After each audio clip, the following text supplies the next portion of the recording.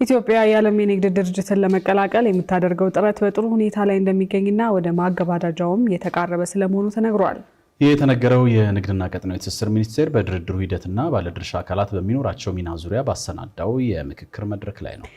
በመድረኩ ዓለም አቀፉ የንግድ ድርጅትም ኢትዮጵያ ለረጅም ጊዜ ከዘለቀው ወጥነት የሌለው የድርድር ሁኔታ ወጥታ አሁን ላይ ለሌሎች ሀገራት ጭምር መማሪያ መሆን በሚችል የድርድር ሂደት ላይ ትገኛለች ሲልም ተናግሯል። አቤል አበበ ጉዳዩን በዝርዝር ተመልክቶታል።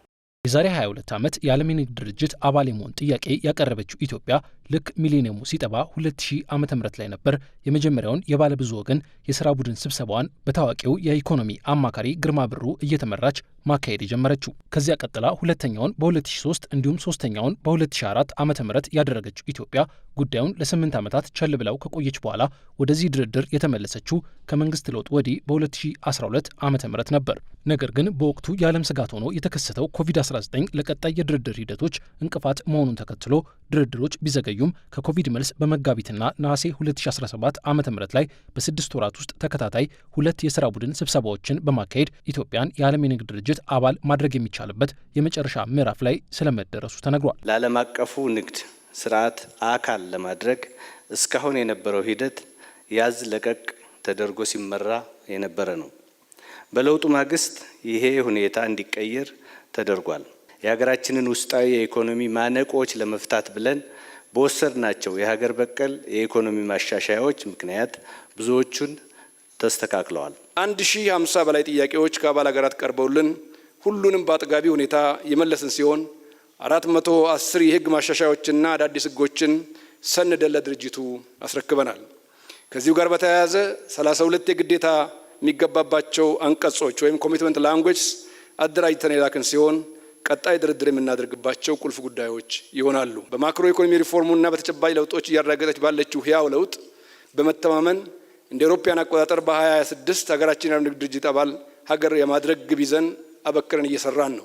ኢትዮጵያ የንግድ ድርጅቱን ለመቀላቀል ስታደርገው የነበረው የ22 ዓመታት ጥረት ቁርጠኝነትና ወጥነት ያልነበረው ነው የሚለውን የምክትል ጠቅላይ ሚኒስትር ተመስገን ጥሩነህን ሀሳብ የተጋሩት የድርጅቱ የአባልነት ስራ ክፍል ዳይሬክተር ማይካ ኦሺካዋ በ2025 የፈረንጆቹ ዓመት 6 ወራት ኢትዮጵያ ከአባል ሀገራቱ ጋር 2 ለድርድር መቀመጧ ብዙ ነገርን ማሻሻሉን አረጋግጠዋል።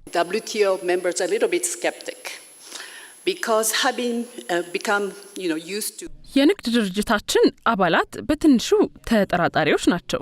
ይህ ደግሞ አለቃይም እንደሚለው በኢትዮጵያ የሄድ ቆም ማካሄድ የተነሳ ነው።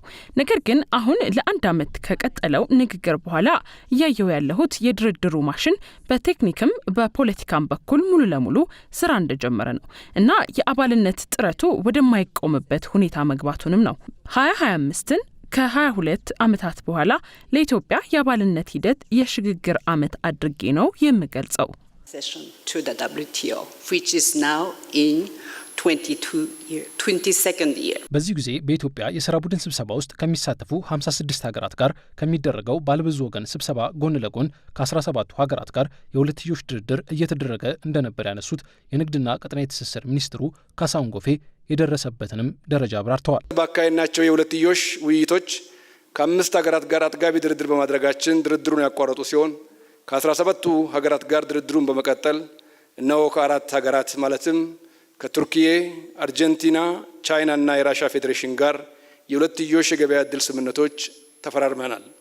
ከሌሎች 6 ሀገራት ጋር የድርድር ሂደቱን በቴክኒክ ደረጃ ለመቋጨት ከጫፍ የደረስን ሲሆን ከቀሪዎቹ ጋር በተለያየ ደረጃ ላይ እንገኛለን። የንግዱ ማህበረሰብም ሆነ ሌሎች የሚመለከታቸው የመንግስትና የግል ተቋማት ኢትዮጵያ በድርድሩ ምን ደረጃ ላይ እንደምትገኝ ለማስገንዘብና የድርሻቸውን እንዲወጡም ጭምር በተሰናዳው በዚህ መድረክ ላይ የተካፈሉ ነጋዴዎች ወደ ዓለም አቀፉ የንግድ ድርጅት መግባት ኢትዮጵያን የሸቀጥ ማራገፊያ ያደርጋታል በሚል ሲነሱ የነበሩ ስጋቶች እምብዛም ስጋት አለመሆናቸውን ተገንዝበናል ሲሉ ተደምጠዋል። ለምሳሌ የትሬዲንግ ሴክተሩን ላለመክፈት ብዙ ጊዜ እነ ዎልማርት እና አማዞን ይወሩናል የሚል ስጋት ነበር። እንግዲህ 1 ዓመት ከ6 ወር ትሬድ ሴክተር ተከፍቷል።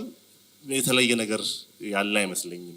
ምክንያቱም የሀገር ውስጥ ነጋዴው በመጠኑ ኮምፒት ማድረግ የሚችልበት ደረጃ እየደረሰ ስለሆነ ማለት ነው። ምናልባት የማኒፋክቸር ሴክተራችን ግን በተለይ አነስተኛና መካከለኛ ያሉ ከውድድር አኳያ ምን መስራት አለበት የሚለው በደንብ ትኩረት ሰጥቶ መስራት አለበት። ሸቀጥ ያጥለቀልቀናል ነበር። ኦፕን አፕ ሆኗል። ብዙ ሸቀጥ አላጥለቀልቀንም። ኢትዮጵያ ትልቅ ማርኬት እየሆነ ነው። ህብረተሰቡ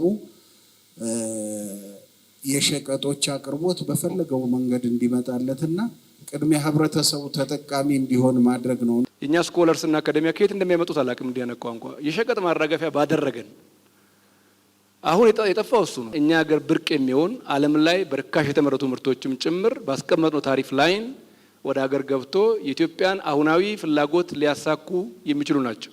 ኢትዮጵያ ድርድሩን ስትጀምር በእያንዳንዱ የግብርናና ግብርና ነክ ያልሆነ ምርት ላይ እንደ ሁኔታው ከፍና ዝቅ የሚል የ50 በመቶ ታሪፍ ይዛ ለድርድር ቀርባ ነበር ያሉት የንግድና ቀጠናዊ ትስስር ሚኒስትሩ፣ አሁን ላይ ግን ይህን ዝቅ በማድረግ በሁሉም ምርቶች ላይ በአማካይ 26.8 በመቶ ታሪፍ ይዛ እየተደራደረች መሆኑን ጠቅሰዋል። የተቆረጠ ታሪፍ እንዲጣልባቸው ስምምነት የተደረገባቸው ዘርፎች ጥቂት ናቸው ያሉት ሚኒስትሩ፣ ይህም የሀገር ውስጥ አምራቾችን ተወዳዳሪነት ከጉዳት ለመታደግ ያለመ መሆኑን ጠቅሰው አብዛኛው ምርት ባውንዲንግ በሚባለውና ከ26 በመቶ ከፍ በማይለው ታሪፍ ውስጥ የሚወድቅ እንደሆነ አሳውቀዋል። መድረኩ ላይ የታደሙት ምክትል ጠቅላይ ሚኒስትር ተመስገን ጥሩነህ በበኩላቸው የአባልነት ሂደቱ እንዲፋጠን ሁሉም ባለድርሻ ኃላፊነቱን እንዲወጣ አሳስበዋል።